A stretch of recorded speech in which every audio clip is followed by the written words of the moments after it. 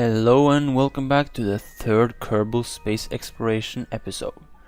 So in the last episode we sent our communication satellites 1 and 2 into space in orbit around Kerbal. And today we are setting our goal for the moon. So this is going to be a probe mission where we are going to explore where the best possibilities to land on the moon will be. So I thought instead of sending plenty of small rockets with probes on it, we were going to try to build one rocket that carries all the probes all the way to Kerbal. So we have to make an efficient carrier all the way over to Kerbal. No, to the moon. So this is my plan. We will take these 4 docking ports and connect our 4 drones to it, and we are going to send those down to the moon on the surface, and then we are going to have 2 orbital communication satellites connected. So let's start with the communication probe, because that's the easiest one, I guess, to make. Now I just made a design in my head, so I haven't tested this out, so hopefully it will work, but we'll have to do some testing, I guess. So we will use the electrical engines again with a small probe head on the top, and let's see if I can find. Oh wait, there it is. Okay, so that's our communication dish, and let's put some antennas on this. And because of symmetry not working now, I'll have to do this manually, 1 by 1. But the great thing, I guess, is that the other one is building itself on the other side. Well, almost. Why didn't the last one?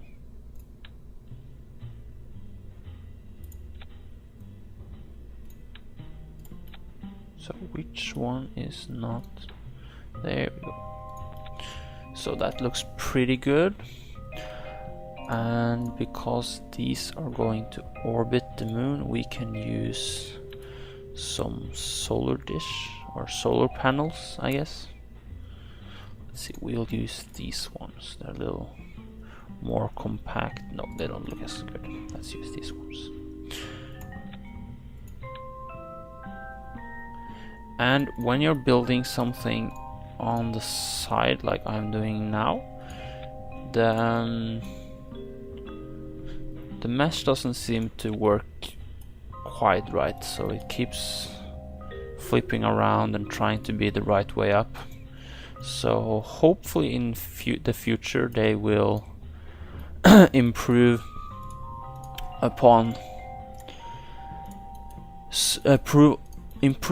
the building mesh, so that we can use symmetry when we're building things on the side like this. So I'm just setting up the action groups. So 1 action group for the solar panels and 1 action group for all the communication. And it seems that they're all taken care of from both sides. That's good. And we'll just take these for the journey over to the moon. Would be nice to have some electricity all the way. And also, before I forget, let's put some batteries on this. And an advanced SAS. There we go. Beautiful. Let's see if that all is connected.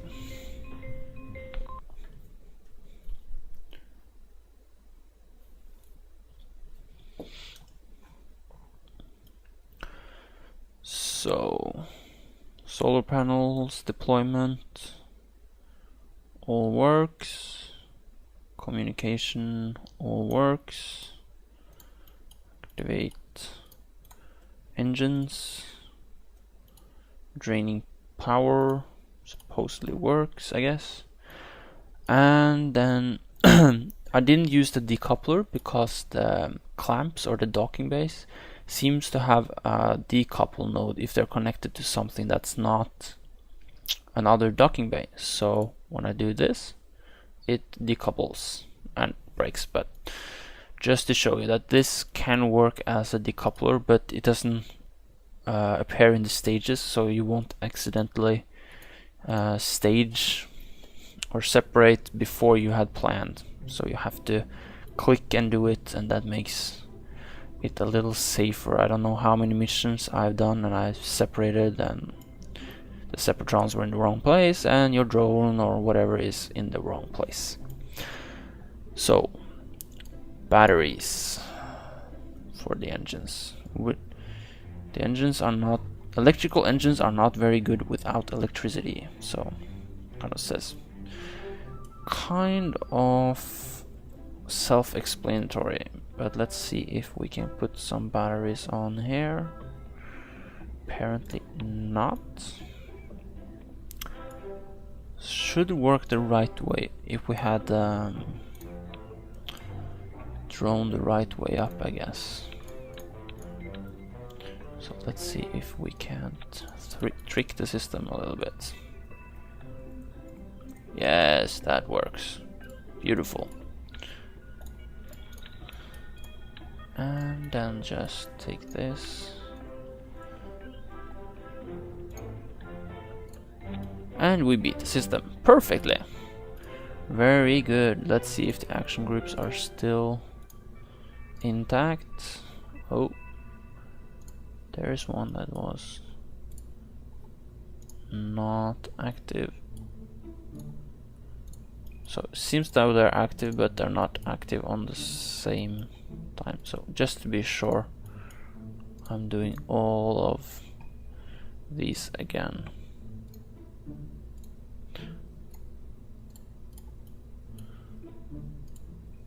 Okay, so this side has been forgotten when doing the little trick we did, but never mind. There we go. Perfectly. So I think I'll use the same trick for making my landers actually. It will be a couple of them. So making a small lander, I haven't exactly found a design I quite like yet. So let's see if we can find something good enough. Come on. There. Stupid fuel tank. So there. And then these engines. Okay, we need some more space. Dun, dun, dun, dun. Let's see. Just one more of these.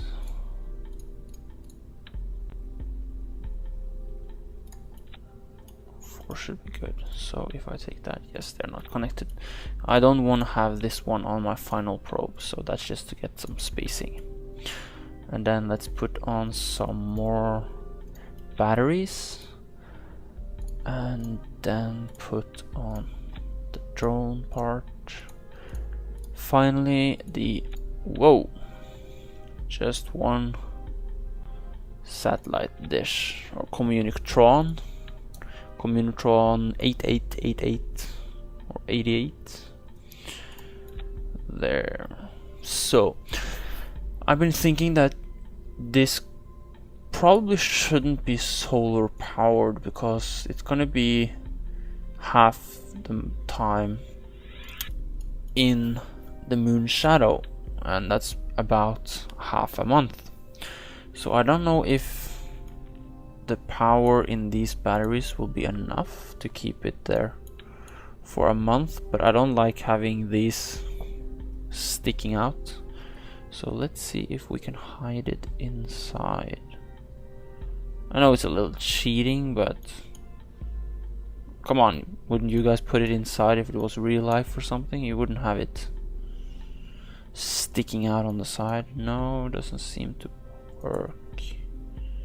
I actually done it on one probe before, but I don't know if they fixed it or I just found a glitch place where it worked. So now I guess we'll make it solar paneled. Solar powered. Solar paneled, I don't know what that is. So to get this away from the fuel tanks, let's turn them upside down.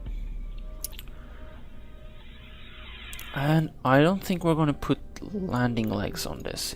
I think we'll just have it land on the engine, because this is such a small craft. It can land on its engines, can it? Yes, let's do that. So, oh, come on, Kerbal. Yes. Whoa, that looks cool. So 4 probes, that's gonna be... Hopefully it will work. At least we have a couple of tries to see that everything works just fine. So let's add these. Okay, so it's 4 and 4. Let's see. Yeah, it looks like it's all covered. Yes. And then over to the communication. So when these disengage from the main rocket or probe, or what we should call it, the transport, they will have their own, the action groups will stay with each probe as they've been set up now. So I guess that's our final probe set. So let's make a stage to get this to the moon. And let's call this something creative. Moon drones something. Yes, that looks good. So let's see. So I've installed KW rocket pack as I said in the last tutorial, the last episode. And it's a nice pack because it doesn't change the game that much. It just adds some beautiful parts, and I kind of like the design. Excuse me. I kind of like the design of their engines or fuel tanks and the fairings and stuff. So I guess we actually could set up a fairing system for this. Now it's going to be pretty big though. To go outside all these probes. Let's see. Sticking a little bit out. Not sure if I like that. Well, it will have to do, because that's the biggest we got. So what shall we do? Let's see, this got a little bit bigger than planned, but it will work. So this will be our orbital stage, getting us the final push into orbit. So like that. And then we will have our launch stage beneath this. So I think this will be very overpowered. But hey, we like big rockets, don't we? Good big rockets. So that's too big. Way too big, I think. Our main rocket on top, I don't think weighs that much actually. So are these will be nice.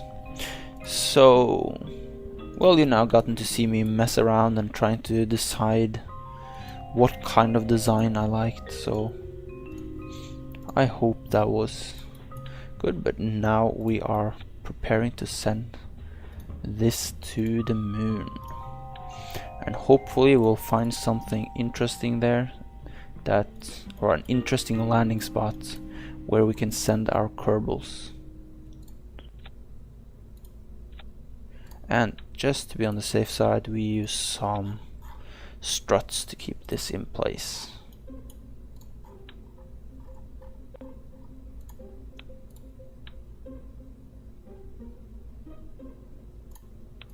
So for some reason I think you can do you can put one low, and then you can put one taller than it on top, but you can't put them inside for some reason. I don't know.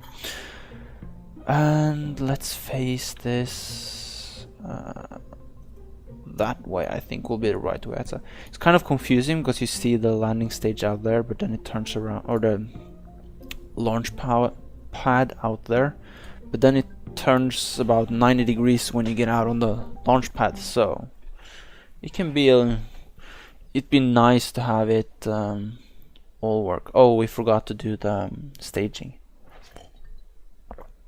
But we can do this as a test to see that everything works.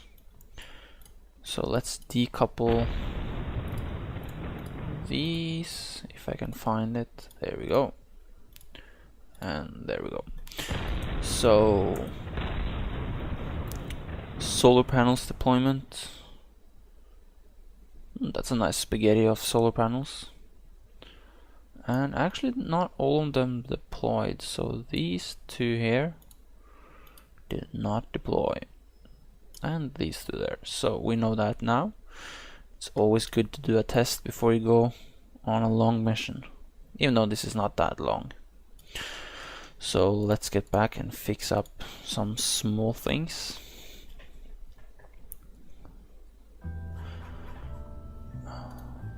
Oh wait, I have to see the probe to actually be able to change this. So it was these two that did not deploy as they should, and these two. That looks good. And I guess that was about it. Yes. And finally, because for all this stuff, it will be nice to have mechanical Jeb just to help a little bit, and because I am a little too lazy to do all the work myself.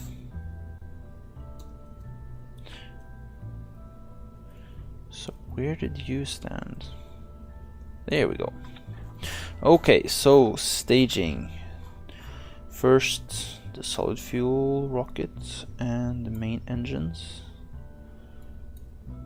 Same time, we should probably release the clamps. Then separate solid fuel rockets, then bottom stage, same time as we engage this. Then the fairings, and I think that's the nuclear engine. It should be. So hopefully this will work on our first try. Okay, so we're on the launch pad ready to launch. So let's just launch and get this thing into orbit. And hopefully this whole rocket will work up or have enough fuel to get itself into orbit around Kerbal. I think the last stage, if it is in orbit, will have enough delta V to go to the moon, but hopefully the last stage will have enough fuel to push this whole thing into orbit. But I think it will be fine. Just thinking about it. And hopefully the engines are not too powerful that it will push itself apart. That would be sad. We have millions of Kerbal What should be the Kerbal, the name of the currency on Kerbal? That is something you can give me a comment on what we should call the currency that they use on Kerbal. So, but it will be millions of Kerbaliers or Kerbalers if this went wrong. Sending 6 drones at one time, that's not something they do every day. So, oh, we run out of liquid fuel in our first stage. That's a little too soon, I think. So probably we might have to do something with this staging. We'll see. Hopefully not. Crossing fingers. Last stage, you will save us. Please save us. I think we'll add 1 second stage delay there, so we don't get a spin. Here we go. Perfectly. And now please be a fuel efficient engine I put here. So 370. Maybe. maybe. Let's see our apps. This might just work. Hopefully just work. So we're almost out of the atmosphere, and I have recorded this mission now from start to beginning. I just sat down with the thought of making the probes instead of going there with the Kerbals first, and I filmed this whole thing, so any mistakes I see or do, you will also see. So hopefully there won't be too many mistakes. So let's get rid of the fairings now that we're out of the atmosphere, and we can look on this beautiful sight of probes. Whoa, that's a lot of probes. So hopefully there's enough fuel in the lander probes to land on the moon. I think they will be powerful enough to land on Minmus, but if there's enough fuel to land on the moon, I'm not sure. And communication satellites and, well, other surveys they might do from low moon orbit, they have plenty of fuel to go around because they have the electrical engine that will give them plenty of stamina. And then I also hope that this nuclear engine or this transport stage will have enough fuel to deorbit itself around the moon and crash. And it actually looks like we're having so much fuel that we will orbit, and I kind of want this to fall back to Kerbal. So let's take out the orbital. When this reaches about 0, I am going to disengage the autopilot and decouple, and then engage it again to get rid of this bottom or the this fuel tank, so it will crash into the ground. So disengage, and let's go. So, oh wait, did all the engines start? That's not good. So abort, and that we should have thought of. Ah, damn it! I can't waste this precious fuel. And all of these engines, oh man, there's 16 of this. And I did not make an action group to toggle these on and off. That's something I should have thought of. Now, it would be actually kind of nice if you could make action groups after you launched, I think. That would be something something for the developers to think about for later use. Because honestly, I think you could have reprogrammed the Curiosity, for example, they sent to the moon. It only had a couple of programs for the landing piece, the landing stage and everything. And it did not... Oh wait, still one engine on here somewhere. And then when it had landed, they gave it new instructions what it should do. So where is this last engine? This one, there we go. So engage again. So hopefully that didn't mess it up too much. Let's refuel these.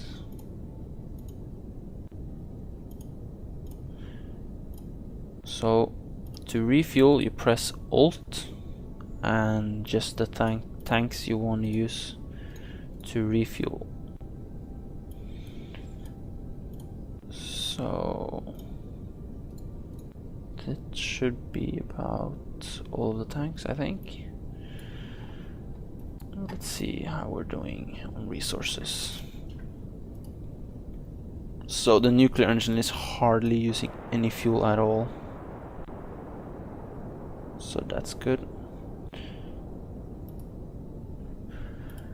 And let's just make sure that all these... It would be sad going to the moon and then I detached one of these and then it didn't have enough fuel to land.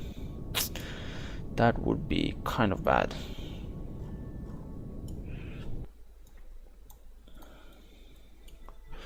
So, deploying the solar panels, getting rid of the Ascent autopilot, and I'm just going to use the smart SAS for this, but the rest of the mission I want to do the old-fashioned way, the by hand. So, the moon, we could probably go for the moon any second now, really, actually. Yes, that was a pretty good launch, even though we didn't check when the moon would be having, when we would have a moonrise. So I think we are going to get, or is the moon above us? No. There it is. So prograde and full throttle, and we'll just do this without the maneuver nodes for now. Just going for it. Full speed ahead.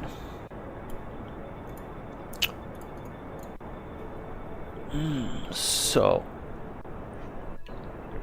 yes, I started to say with the action groups that I should be able, or should be an option to add some action groups later after you went into space. And some satellites are hard wired with programming, but that's kind of stupid if they made a mistake, or it's if they find something they need to use the satellites for instead. So they usually are able to upgrade or change the programming on most of these probes, even though they most of the time have a survival program that's hardwired into it, something that will make sure that even if they make a mistake in the upgrade, it will not be lost. But it has happened. They have lost some, I think, because of upgrades or programming errors. Probably more than we know too. They're probably not that too excited to tell us about all the probes they sent up and forgot to engage or something. So let's go out to the map view so we don't fly past the moon. Almost forgot to do that now.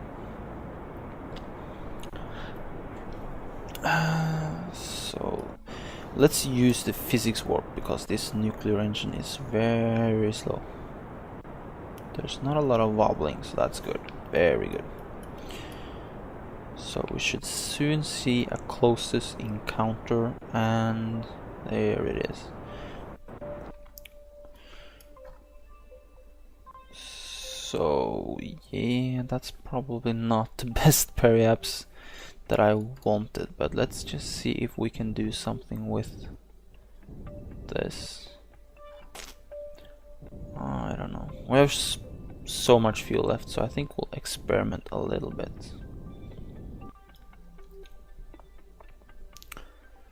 So that will be probably something in the right direction. I want to go in counterclockwise, I guess it is. Yes, counterclockwise direction. I don't want to go a slingshot in a clockwise direction. So let's take this into our encounter.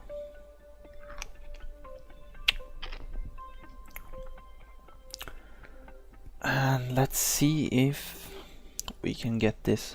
I want to have a very low orbit around the moon, probably 100 to 150 meters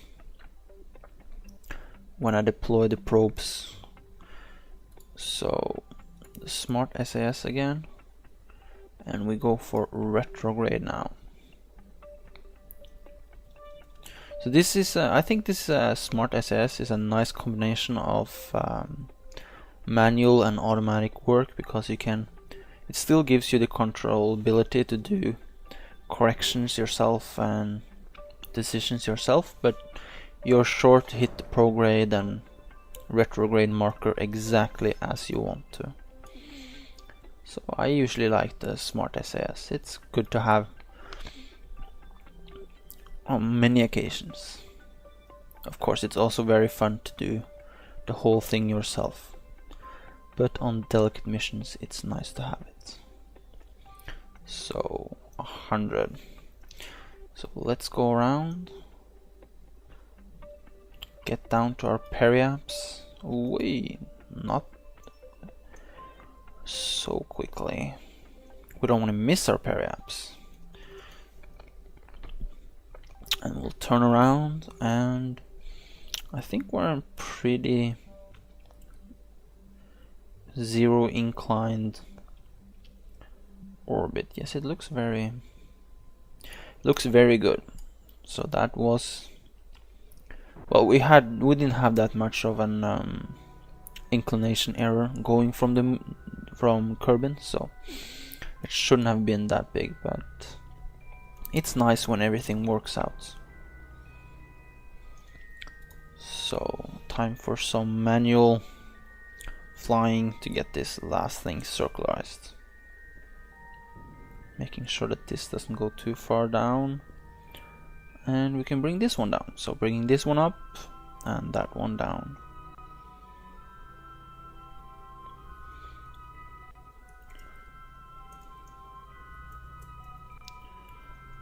And of course I have the circularization button on mechanical jab, but that's no fun. Well, sometimes it's fun, but for right now this is more fun. So there, and we got starting to get the jittering that makes indicating that we are very close to having a perfect orbit. So 300 meters in difference, that's more than good enough for me. So let's point this towards the sun to make sure it has power. Well, I'm going to put this in an I think we'll put it in a north orbit. That'll make the whole thing easier, and we'll just turn the solar panels to face the sun. There we go. So we have power. So I'm seeing that this is starting to get quite long. So for the next episode we are deploying these and getting them down onto Kerbal, and we're also deploying the communication satellites and getting them in a polar orbit like we have on Kerbal. So see you next time, guys. Hope you enjoyed this episode and have fun. Wearing Storm signing off.